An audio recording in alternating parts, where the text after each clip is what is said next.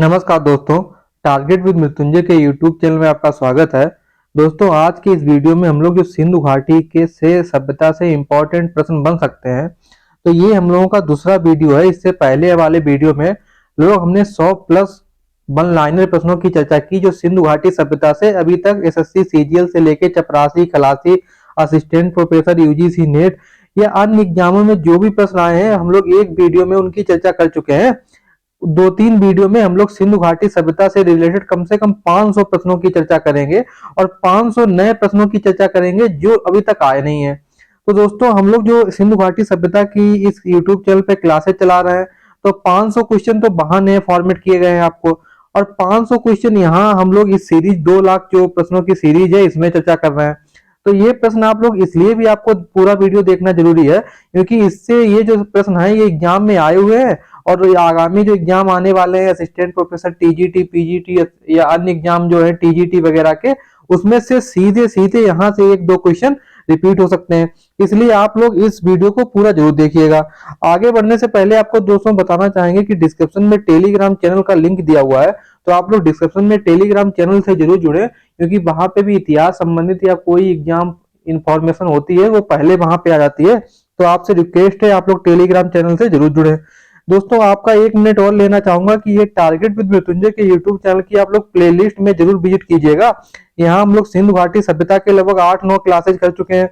Himachal Pradesh assistant professor का paper solve कर चुके हैं। प्रमुख व्यक्तित्वों से रिलेटेड एक सीरीज चल रही है।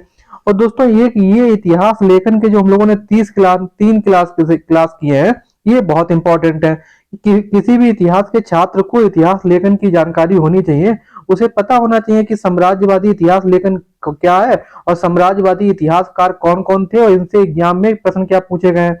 इसी प्रकार प्राच्यवादी इतिहास लेखन, उपयोगितावादी इतिहास लेखन, राष्ट्रवादी इतिहास लेखन और साम्राज्यवादी इतिहास लेखन और मार्क्सवादी इतिहास लेखन।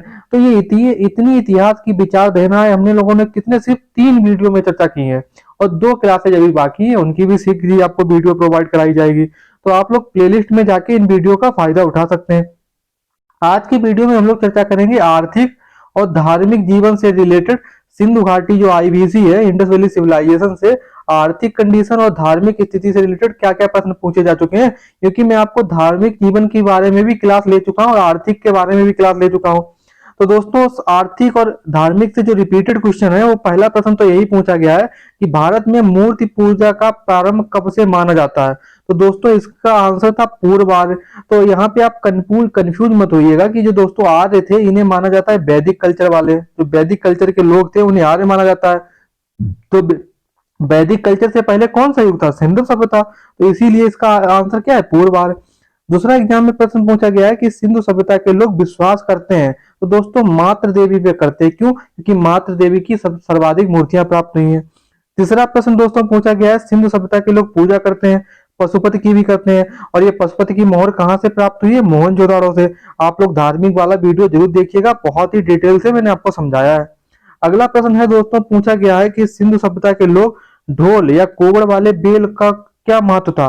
दोस्तों, इनके लिए एक पवित्र पशु था। ये राइट आंसर माना गया आयोग ने। अगला प्रश्न एग्जाम में पूछा गया है कि स्वास्तिक प्रतीक का प्राचीनतम साक्ष्य मिलता है, तो दोस्तों ये हड़प्पा काल से मिलता है, यहीं से इसके साक्ष्य मिले। अगला प्रश्न है दोस्तों, सिंधु सभ्यता के समाज में किस पशु को शक्ति का प्रतीक माना गया? दोस्तों वृषभ को माना गया है। और वृषभ के साक्ष्य कहाँ से मिले? मोहनजोदड़ो में जो पशुपति की मोहर मिली है उस पर भी साक्ष्य मिले।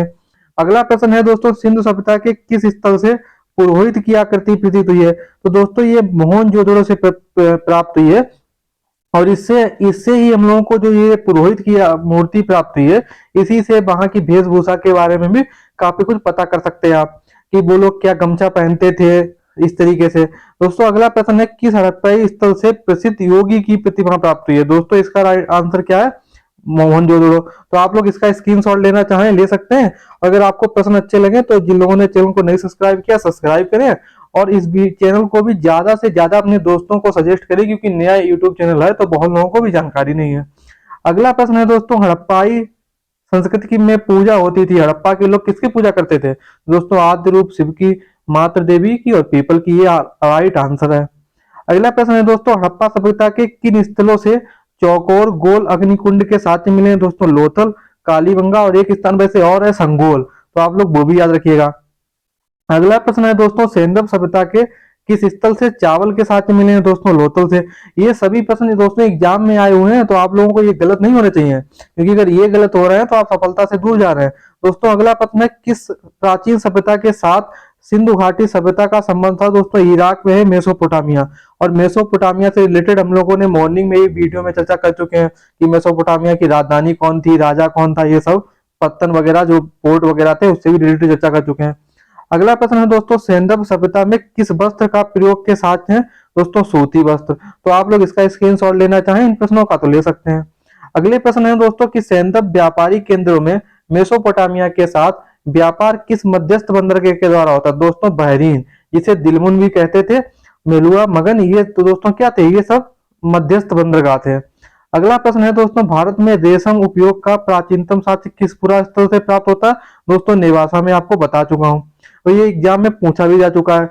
अगला प्रश्न है दोस्तों, किस प्रकार समाज में मातृ देवी की अवधारणा प्रचलित थी? दोस्तों कृषि समाज में। अगला प्रश्न दोस्तों एग्जाम में पूछा गया था कि हड़प्पा सभ्यता के लोगों के लिए प्रमुख आयात करने वाली वस्तु कौन सी थी? तो दोस्तों ये धातुएं आयात करते थे और कीमती नंग, और मैंने आपको सुबह ही वाली वीडियो में बताया भी था। अगला प्रश्न है दोस्तों, उत्तर पूर्व अफगानिस्तान स्थित हड़प्पाई स्थल जो व्यापारिक बंदरगाह के लिए जाना जाता है, तो इसका दोस्तों आंसर क्या है? सोर्तगई। आप लोग इसका आंसर याद रख लीजिएगा, क्योंकि ये बहुत इंपॉर्टेंट प्रश्न है। प्रश्न फिर से रिपीट कर देते हैं कि उत्तर पूर्व अफगानिस्तान स्थित हड़प्पाई स्थल से जो व्यापारिक बंदरगाह के लिए जाना जाता है, क्या है? सोर्तगई। और सोर्तगई से लगभग 6-7 एग्जाम में प्रश्न पूछे जा चुके हैं, वो मैं आपको पहले ही दूसरे वीडियो में बताया हूँ। अगला दोस्तों प्रश्न पूछा गया है कि सेंदव स्थल बालाकोट और लोथल किस उद्योग के लिए जाने जाते हैं? तो दोस्तों ये सीप उद्योग के लिए जानते हैं। आंसर आपको एग्जाम में यही टिक मानना था। अगला एग्जाम में प्रश्न पूछा गया है कि मनका निर्माण और मोहन निर्माण के लिए प्रसिद्ध सेंदव स्थल है दोस्तों चनुदड़ो, आप लोग देख लीजिएगा। अगला प्रश्न है दोस्तों, गुजरात तट पर स्थित प्रमुख बंदरगाह कौन सा है? लोथल और मुंद्रा, और मुंद्रा आज भी आप लोगों ने सुना है। अगला प्रश्न है दोस्तों, हड़प्पा कालीन लोग किन फलों का ज्ञान था? दोस्तों तरबूजों का ज्ञान था हड़प्पा के लोगों को, खजूर का ज्ञान था, नींबू का, अनार का। तो ये प्रश्न एग्जाम में ये राइट आंसर था। अगला ये दोस्तों मैं आपको कर ही चुका हूं, तरबूज खरबूज वाला।